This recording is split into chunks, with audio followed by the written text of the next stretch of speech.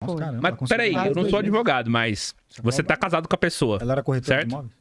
Não, foi Você tem tudo um informal, imóvel. foi tudo informal. Porque assim, para tu entender, lá no Acre, a maioria das propriedades, elas não são registradas em cartório.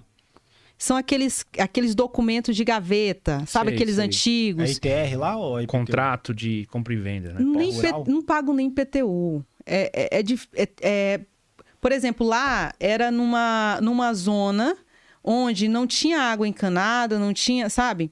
Só que a casa dele era uma casa bem organizada no bairro, né? Tinha tudo certinho. E lá, como eles não têm água encanada vindo da prefeitura, eles criam um poço semi-artesiano, poço artesiano, e lá eles puxam a água.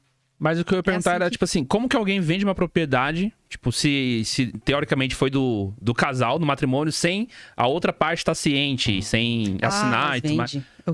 É o que mais tem. Como essa casa não precisava ter o registro na prefeitura e no cartório, aí era fácil. Porque ela pegava o documento que tinha sido realizado, fez o negócio com outro rapaz e assim tava. Ela tinha um amante? Ou ela só fez isso pra se não. vingar mesmo? Nunca passou, nunca teve esse comentário de que ela tinha viajado para ficar com outra pessoa. É, pegado Só que- o dinheiro, né, da Sim, casa pra gastar só com que outro. ela foi porque ela não era do Acre. A família dela é de outro estado. Então ela viajou e foi morar no outro estado onde a família dela estava. Sabe? Então o que aconteceu? Ela vendeu essa propriedade, que é muito fácil vender, inclusive ela vendeu abaixo do preço Pra vender que fácil. valia para vender fácil. Quando o rapaz chega para ir para casa e descobre que tem um outro dono, um novo dono lá. Já tinha outro cara na posse, Já então. tinha um cara lá morando, familiares, né? Família lá morando. Então ele tava desnorteado.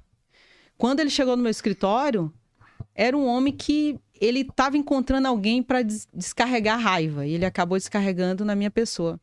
Só que assim, aí eu vou te contar mais. Como esse homem entrou na minha vida e eu vi tudo que ele passou realmente era verdade, porque eu percebi que ele não tinha antecedentes criminais. Eu percebi porque foi juntado lá no processo. Ele nunca recebeu processo criminal contra ele. As declarações que nós juntamos eram de pessoas e vizinhos que só falavam bem dele. Eu digo, nossa, esse homem realmente está falando a verdade. E a gente não falava de falsa acusação nessa época. Não se falava de falsa acusação. E eu lembro, no início eu falei que eu ia para a cela, eu ficava sentada, a gente pegava um banquinho e eu ficava conversando com ele lá no pavilhão. E ele me contava a história dele.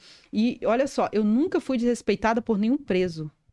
Nunca. Também quando eu ia no presídio, eu sempre ia toda bem vestida, assim, com nada de decote, nada que chamasse atenção, né? Então, sempre fui muito respeitada pelos agentes penitenciários, que era agente penitenciário na época, hoje é policial penal. E assim, a gente conversava e eu acabei pegando aquele caso como se fosse o último da minha vida, né? E aí a gente, aos poucos, foi devolvendo, só que até hoje ele não voltou com a mulher. E eu acho que o mais difícil não foi nem tirar ele da prisão.